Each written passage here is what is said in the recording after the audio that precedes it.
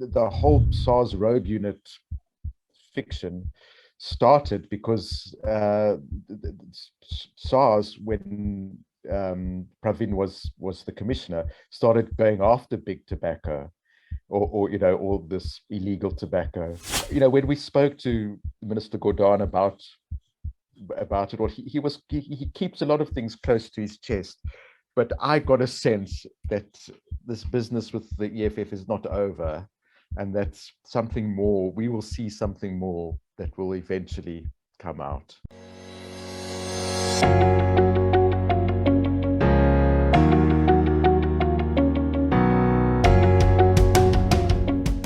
Hello, my name is Donald, and welcome to WorldView.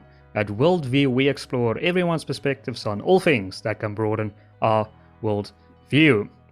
Today, we're talking with Jonathan Ancer. Jonathan is a South African journalist, author, podcaster, and media trainer. Jonathan is the author of Uncovering Craig Williamson, Betrayal, The Secret Lives of Apartheid Spies, and his latest book is Joining the Dots, an unofficial biography of Pravin Gordhan, which he co-wrote with Chris Whitfield. Jonathan, welcome to the show. Thank you so much, Donald. So Jonathan, great. So Jonathan, I'm looking very forward to this conversation. If we can start with your latest book that deals with our Minister of Public Enterprises, Pravin Gordhan, can you tell our viewers, who is this man, Pravin Gordhan? What is his history? I believe he was tortured. I believe he met Zuma before he became a minister. Who is Pravin Gordhan? Well, it's interesting you say that, because he's such an enigmatic person that getting to know him was quite a difficult task. He was born in 1949, which is a year after the National Party came to power. He came from a working class family. His parents had come from India, and his father had opened a sari shop.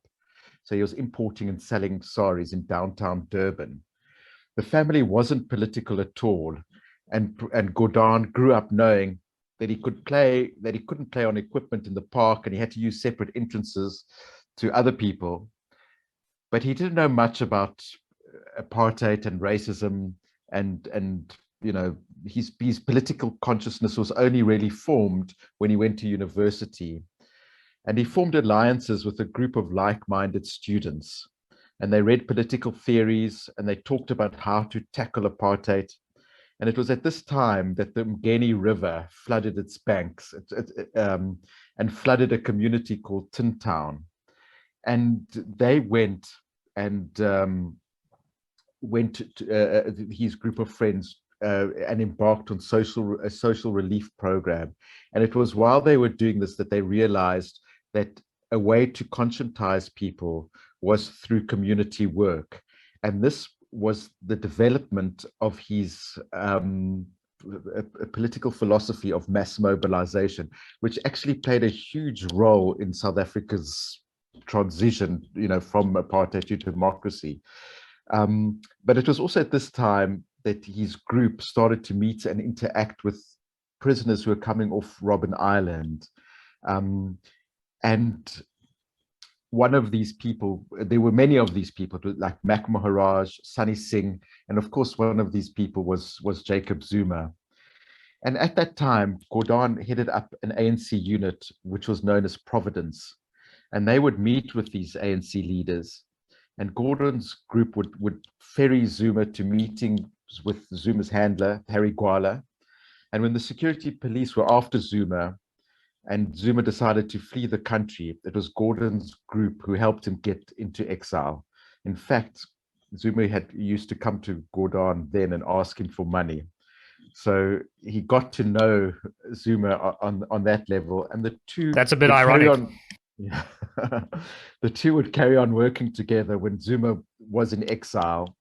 And they were both part of the ANC's Operation Vula, which took place in the late 1980s. And at that time, Gordhan was involved in legal work, semi-legal work, and illegal work in the underground. So he was involved in civic organizations. He was doing propaganda work, and then, of course, in his ANC unit and Communist Party unit. And so it was quite soon that he came to the attention of the security police, and he was detained a number of times. He had left university, and he was working as a pharmacist. He had studied to become a pharmacist, and he was working at a pharmacist at a government hospital, the King Edward VII Hospital in Durban. And during one of his stints in detention, a security policeman came into his cell and handed him a letter, and he was being fired from his post. But he was also detained and severely tortured, and he actually had his beard pulled out, and he was suffocated.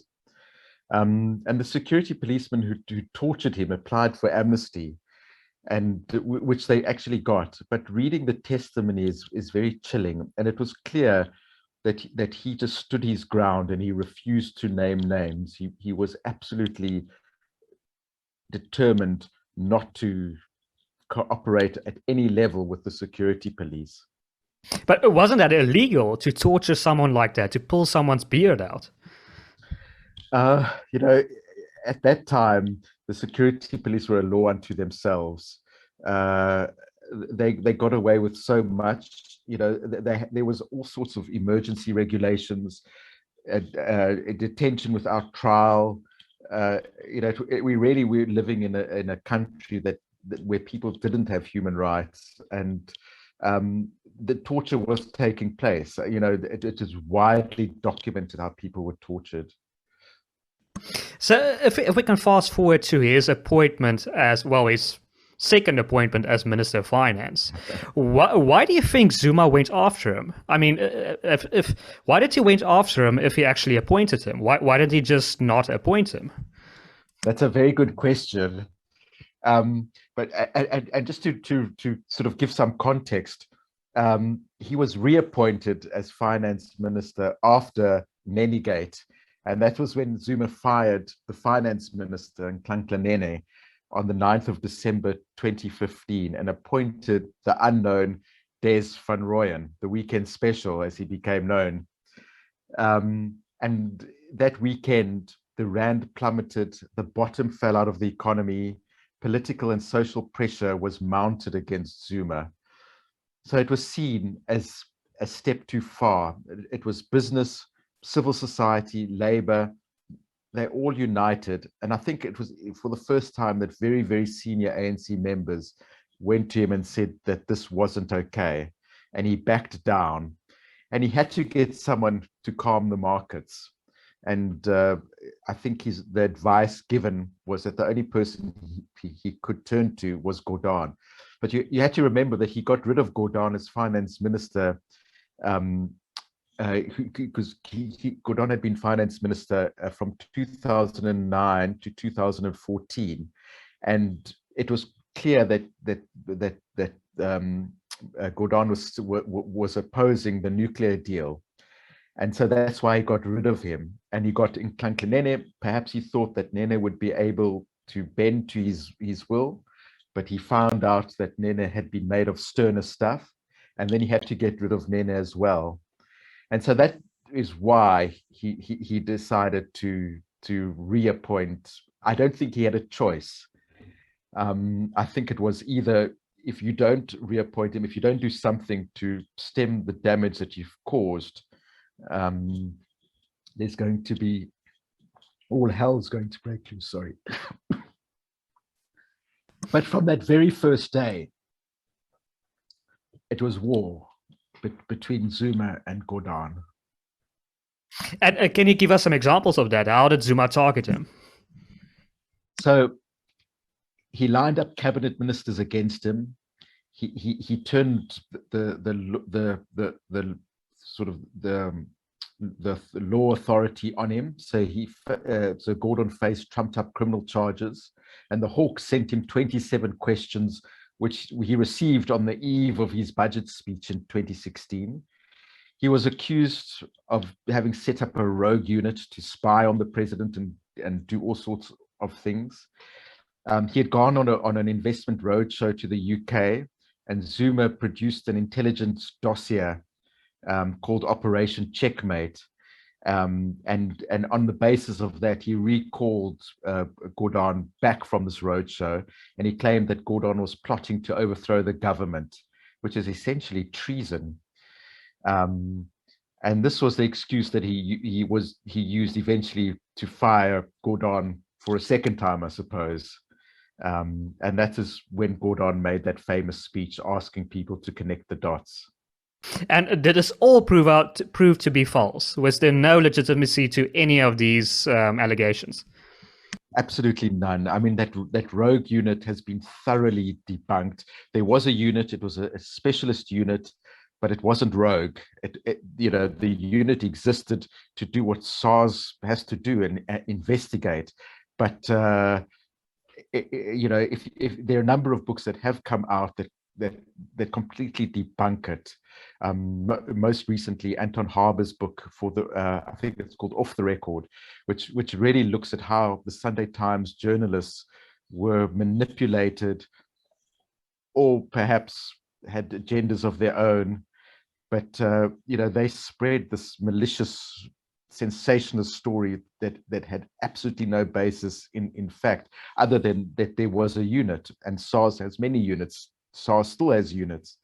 There was, the plot, the alleged plot that Operation Checkmate that has also, there hasn't been a shred of evidence that Gordhan was trying to topple the government. He was opposed to what Zuma was doing, and what Zuma was doing was being the puppet of a family, the Guptas. Mm. And I mean, that's such a terrible position to be in, serving your country and having to face all of these allegations. But why do you think Julius Malema and the EFF are now targeting Pravin Gordhan? Some say it's because he is pursuing an anti-corruption agenda, but there are quite a few who are doing it. Why are they singling out Pravin Gordhan? Well, it's a very impressive about turn, because the EFF and Julius Malema were his most effusive praise singers. And now he is their public enemy number one. If you ask Malema, he will say that they supported him when he was targeted by the Guptas and he was standing up to state capture. And now they say they turned on him because he's the public enterprises minister and he's making a mess of the state-owned enterprises. They also claim that he's corrupt, and they've made all sorts of allegations against him. Also, those have turned out to be, have no substance to them. So if you ask me, I think it's possible that when Pravin was the SARS commissioner and when he was Minister of Finance, he had some insight into some of Malema's more dubious tender shenanigans with the Limpopo government. I also think the timing of the attack on Gordhan is interesting, because it came when evidence started emerging of some of the EFF members' involvement in the looting of the VBS Mutual Bank. So I think that's more likely why the EFF has decided to go after. And they've gone after him in quite a crude way, racially insulting him. Cornering him in Parliament. Personally. Yeah.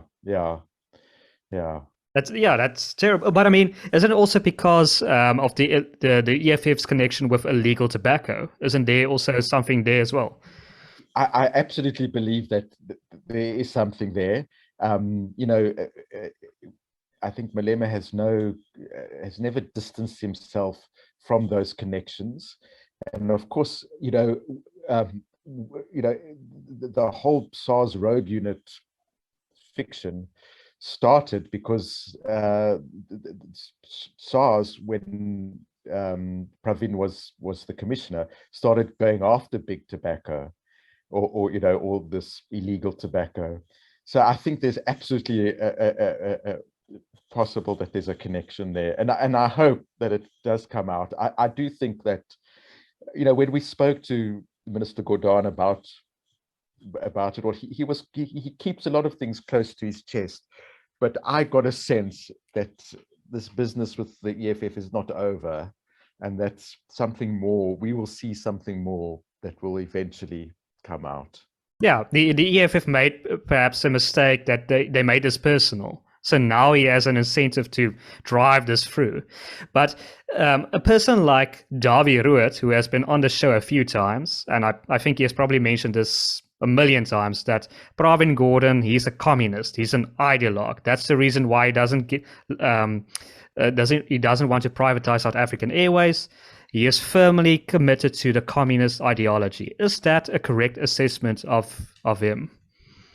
I think it is mostly correct. I mean, Gordhan is certainly a leftist, and he's critical of neoliberalism, and he's critical of capitalism. But it is quite complex, and he is complex. And I think at heart he's a pragmatist. It might take him a while to get to the right decision, or the decision that I think is right, to reach that decision. But once he reaches that decision, he is absolutely determined to plow on. But I also think he is open-minded, and he is open to being persuaded if you present a good enough argument. And I think, that's what his colleagues told us, is that he will listen to people, he will analyze, he will dissect. But if you produce an argument that can change his mind, he will change his mind. So I think it is true that he's an ideologue. I think he has a political worldview, and I think it's to the left. He comes from that perspective. He's also at pains to point out that he doesn't act alone. So he's part of a cabinet, and he's part of a government, and he's also part of the ANC. So those decisions are made collectively. Yeah, that's interesting. And if we can pivot to, I think, a very interesting topic, and that is the undercover world, the undercover world of spies. Can you tell us about your book, Spy Uncovering Craig Williamson? Who was Craig Williamson? Yeah, so Craig Williamson was a special branch member. He was recruited after he had gone to St. John's. He was an English-speaking South African, born incidentally the same year and the same month as Pravin Gordhan. I think Gordhan is just 11 days older than him. But he had a very different trajectory to Gordhan's. He grew up in Johannesburg, went to St. John's, and then after school, he went into the police force. And while he was in the police force, he was recruited into the special branch, and he was asked to go into Wits campus and to infiltrate the student movement, the left-wing movement on campus. And he did it, and he was very effective. He rose up the NUSAS, the National Union of South African Students, ranks, and he actually became the vice president of NUSAS. And he did that throughout his years on campus. He got into the SRC. He was on the executive. There was a 12-member executive in 1973, I think, 73, 74. And of those 12 members, 4 of them were spies for various state agencies. And they didn't really know about each other. So there were 4 spies. That's 30% of the executive. At least, I mean, there might have been more, but 30% of that executive was spies spying on each other. But he rose through the ranks, and then in 1976, the end of 1976, he decided to pursue his sort of activism in exile, and he went into exile and he joined an organization called the IUEF, which was actually at the center of anti-apartheid politics, because it was a funding organization, funding African refugees, giving bursaries, and giving a lot of money to both the Black Consciousness Movement and the ANC. And he got quite close to the ANC, and he got quite close to political activists. And in 1980, he was eventually unmasked. That story comes out of a James Bond movie. It was quite crazy how he was unmasked. And he continued working for the special branch, interrogating people and then bombing places and people. And he was responsible for sending 2 parcel bombs that we know of, the one that killed Ruth First and the one that killed an ANC activist in Angola, Jeanette Schoen, and her 6-year-old daughter. And then after after that, he sort of came into the New South Africa. He applied for amnesty at the TRC, and he received amnesty, and sort of just got on with his life. And I decided to write about him because I felt that first of all, I was quite interested in Ruth First as a journalist. I thought she was a remarkable journalist, and I was quite curious about the person who played a role in her death. And so the more I interrogated his story, the more sort of fascinated I became with the politics of the 70s, the student politics, the resistance against apartheid, and also how he managed to fool people, betray people, and what he thought of what he had done. So yeah, so that's Craig Williamson, and that was his role. He was billed as South Africa's super spy. Whether he was, I have my doubts. That's fascinating. But you said he was an English-speaking South African. That's right, yeah. But how do you get an English-speaking South African to be so loyal to a predominantly Afrikaans apartheid government?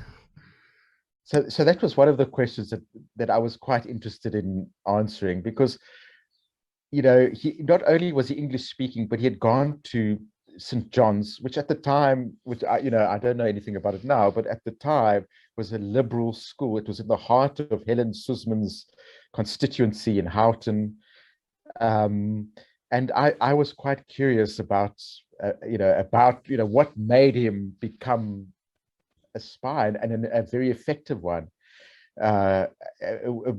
Somebody who was prepared to kill for his beliefs. And I spoke to quite a few people who were at St. John's at the time, and they said that actually at St. John's, there was one quite funny anecdote where in 1966 there was an election in South Africa, and they also had a mock election at the school, and he stood for, I think it was the Republican Party, which is a far right-wing party, and he won that election, which I think says something about his personality and maybe his charisma as at that time. But it also says something about his politics. But yet, when he came onto campus, he was able to infiltrate, even though he had clearly this sort of racist politics. He was able to infiltrate a very powerful student movement. So yeah, I think it's something that I still don't quite know the answer to. And you said his uncovering was almost like a James Bond story. Can you tell us how was he uncovered? Yes. So there are also a number of theories about how he was how he was uncovered. But the one that I believe is that one of the spies that was on that SRC was a man called Arthur McGiven, and at that time, when they were on the SRC, they didn't know who the spies were. So they had a spy. I think Arthur McGiven was working for Boss. Craig Williamson was working for the special branch. There was somebody working for military intelligence. But so they didn't know, and Arthur McGiven then became an analyst. So he moved from being inside the organization on campus, being an active agent, infiltrator, to being somebody who would get reports, analyze them, and they had this huge sort of infrastructure and network.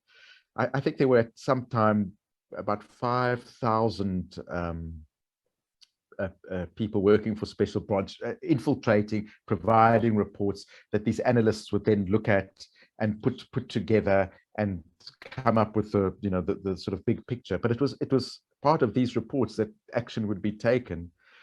And Arthur McGiven was gay, and when his kind of bosses or his colleagues in the special branch discovered this, they told him to report to headquarters, and what he did is he went to the office one night and he took a whole lot of papers and materials and documents, and he fled to England.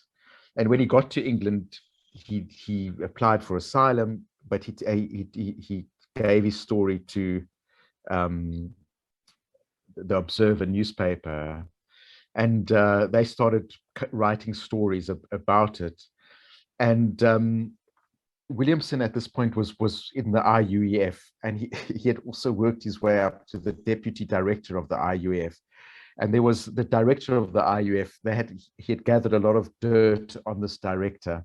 So when it looked like they knew, that Arthur McGiven knew that Williamson was a spy, and they realized that it was probably a matter of time before he revealed that Williamson was, before he exposed Williamson.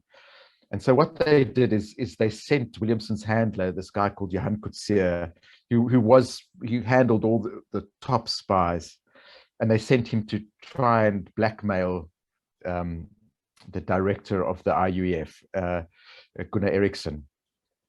He wasn't kind of open to being blackmailed, but he gave them enough time to get Williamson out of the country. He was, I think, at that time in Geneva, and he managed to get out of the country arrived back in South Africa. As the Sunday Times' headline when he came back was "Our Man in Moscow." And there was a photograph of Williamson taken outside the Kremlin, but he hadn't infiltrated the KGB. He had gone to Russia as a tourist, and the person who had taken the photograph of him was his wife. So it was a little bit of fake news from the Sunday Times. That's yeah. That's interesting that there's so many organizations doing the spying. You can almost see a logistical problem that they start spying on each other, but they're working for the same cause. Yeah. But if we can move on to the sequel that you wrote to this, Betrayal, The Secret Life of Apartheid Spies. What spies do you cover in this book?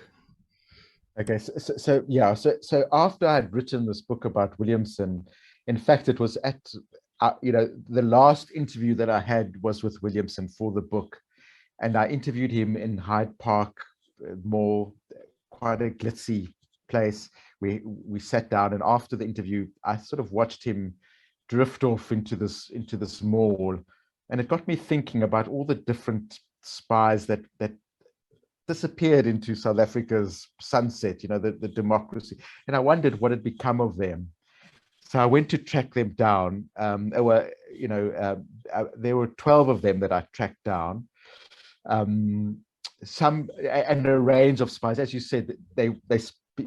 There were so many organizations and so many agencies, but I didn't only track down and find the apartheid spies. I also tracked down people who spied against apartheid, so people who spied on the apartheid government. But it started, I think, in the 1950s with the first Williamson, somebody who had infiltrated the Communist Party, a guy called Gerard Ludi, and he was, one of the things that he did was being responsible for Bram Fischer's. He gave testimony at Bram Fischer's trial. He had infiltrated Bram Fischer's, who was a very, very prominent anti-apartheid activist and communist, and he had infiltrated Fischer's Communist Party cell. And then, sort of probably my most favorite chapter of them all is a chapter on Dieter Gerhardt, who was he spied for Russia, and Craig Williamson and the South Africans call him, well, the old South Africans called him the super spy, but Dieter Gerhardt was really a kind of a, I mean, he comes out of his John le Carré novel. He had gone into the Navy. He became very senior in the Navy. He in fact, he was the Commodore of the Simonstown dockyard. He was part of kind of P.W. Botha's social circle. he would hang out with Magnus Milan. Well, I don't think he was close to Magnus Milan socially. I don't think they liked each other, but they kind of were in the same, circles. And from early 1960s, he was passing on sensitive information to the Russians, to the Russian military intelligence, not the KGB, the GRU, their military intelligence. And he did this for 20 years. He passed on information, and he had access to everything. I mean, he had the keys to the safe, and he was just, kind of quite, he was a professional spy. I mean, in that sense, he would send images or messages via satellites. And this was the 60s and 70s. This wasn't where we have high sophisticated telecommunications devices. He was sending them, signal bursts, listening to frequencies, invisible ink, taking photographs with pens. It was proper spycraft. And how do you go about finding these spies? Is the testimonies they give at the TRC, is that also a useful way of locating them? Yeah, so I think after the Williamson book, I had made contact with a number of people, and a lot of people also would contact me and say, well, was this person a spy? Was that person a spy?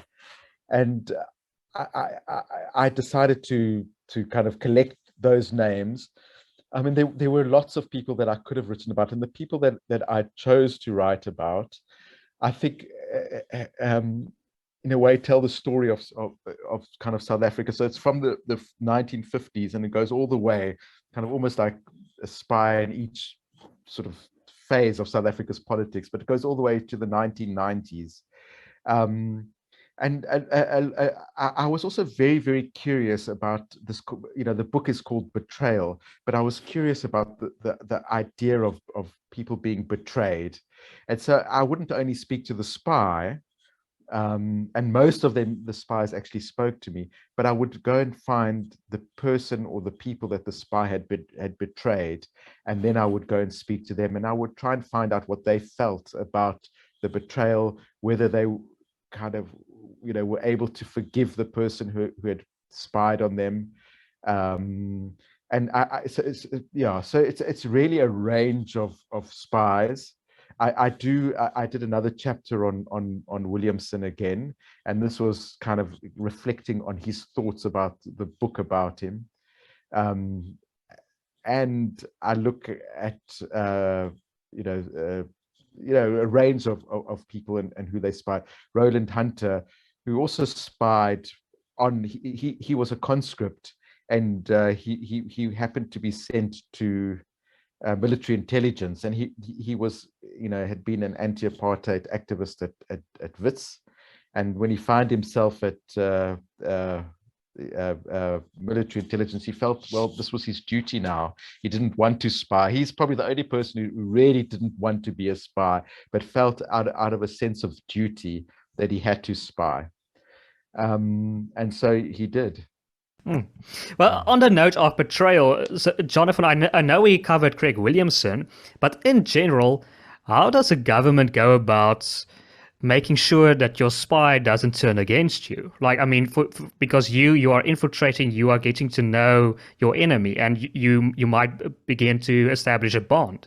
Is there some kind of protocol, some kind of training that they do that they prevent the spy from switching sides? That's an excellent question. So the relationship between the spy's handler and the spy is absolutely critical for that, because the spy's handler has to make sure that the spy isn't being influenced. So two of the spies that come to mind, in that, the one was a woman called Joy Harnden, and she was recruited when she was vulnerable, which is also, they look specifically for moments when people are vulnerable, and and they usually go after quiet people. They want people to blend in, and so they recruited her in probably the early 80s. She'd been at Rhodes University. A lot of the spies came from Rhodes University, and they recruited her in the early 80s when she was moving to Johannesburg. So she had graduated from Rhodes. She came to Johannesburg, and she had this Ursi Oosthuizen was the spy handler. And at some point, she told me that she had a crisis of conscience, where she felt that she wanted to be. She was living in a commune with ANC activists, or maybe they were ANC members, but anti-apartheid activists. She had infiltrated them, and she felt that her heart actually lay with the activists. But she was, he kept a very close eye on her, and he kept on saying, what you're doing this for your country. This is the role that you can play in making sure that the communists don't sort of take over. And he kept so that was the one strategy.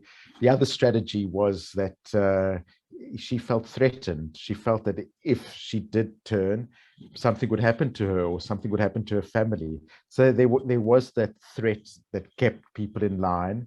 But I think a lot of the people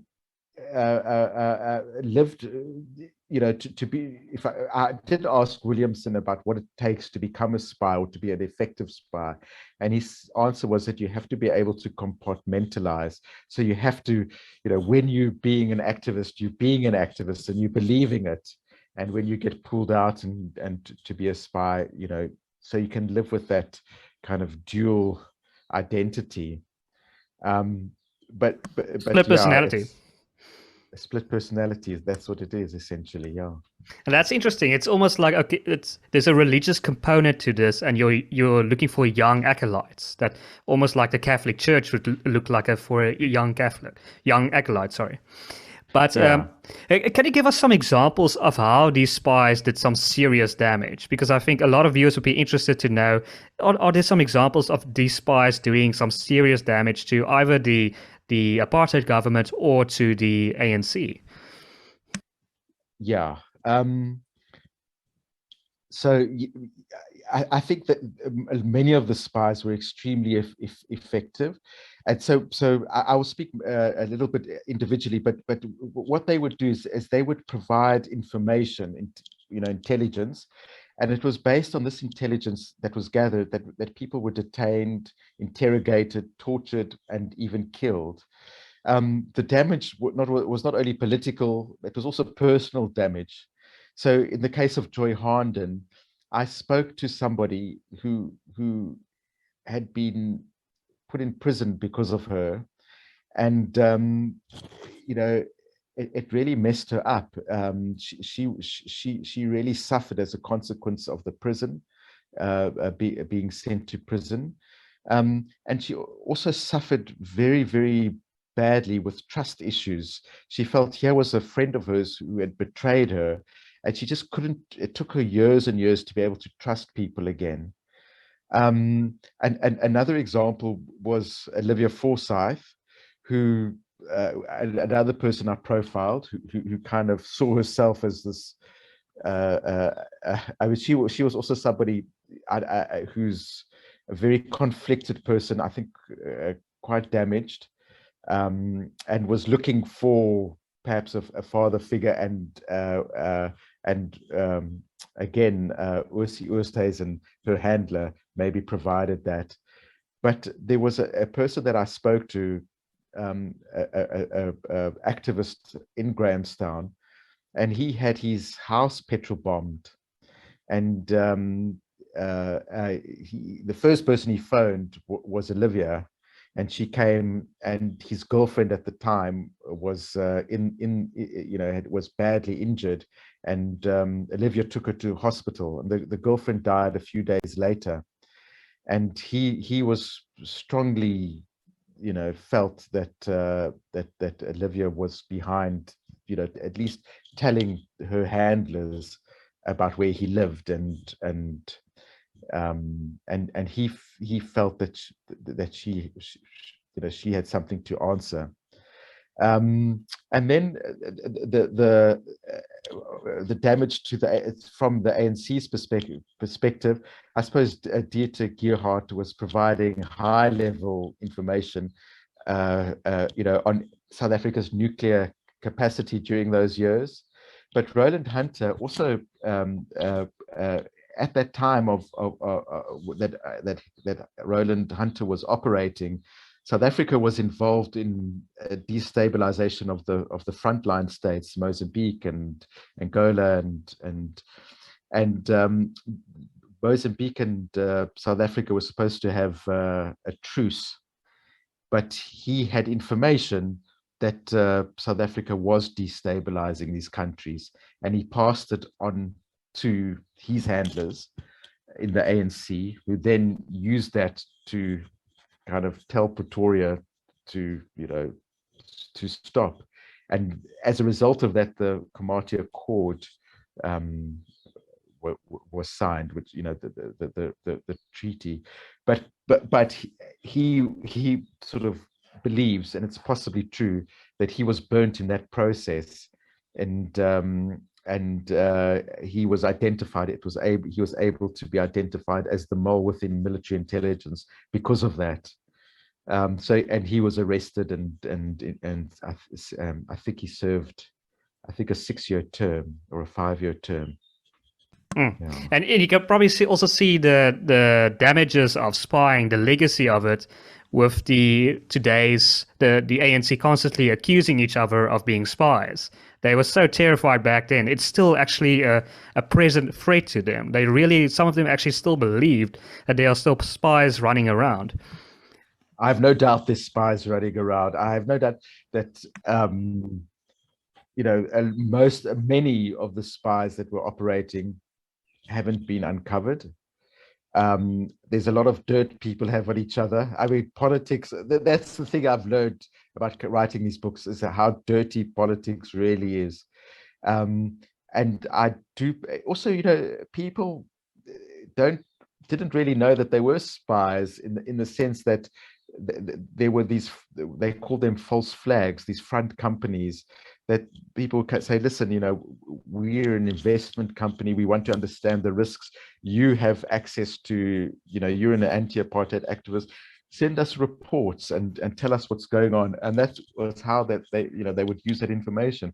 Or in some cases, they would say to people, this is what a spy called Carl Edwards did. He would tell people that he was part of the liberation movement, and Oliver Tambo had noted the work that you're doing in the struggle, and he wants you to write a report for the ANC. And people would be very flattered, and they would write this report thinking that it was going to the ANC, but it was going to Special Branch.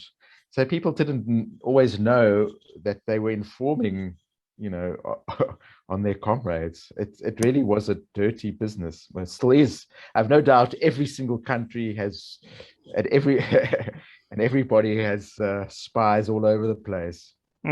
Yeah, no, I can imagine after writing that book, you have a difficulty of trusting many of these senior figures. But Jonathan, thank you so much for your time. I don't want to use up any more of your valuable time. And yeah, this has been a fascinating conversation. I want to give you one last opportunity to add, plug, or say anything that you want to. Well, thanks very much. This has been really interesting. I suppose, what I've been trying to do with all the books that I've written is to shed some light on South Africa, on chapters of South Africa's history, and try to understand. So even though the book on Craig Williamson is a biography of him, I hope it's much more than that. I hope it's shed some light on a generation of activists, on a particular phase of South Africa's past, and the same with the Gordhan book. That it's not just about him, but it's about the activists in Natal in the 1970s, and an era that I think we're in danger of forgetting. So it really is, in this world of post-truth, we need to have biographies, and we need to have history books that contribute to our understanding of the past, so that we can understand what's going on. Thanks very much, Donald. No problem. And definitely you are pursuing the other side, bringing their story to light. And that's fascinating. And I'd recommend anyone to go and read Jonathan's book. And to our viewers, if you've made this far, please consider liking this video, sharing it as widely as possible, and subscribing to our channel. My name is Donald, and this has been WorldView.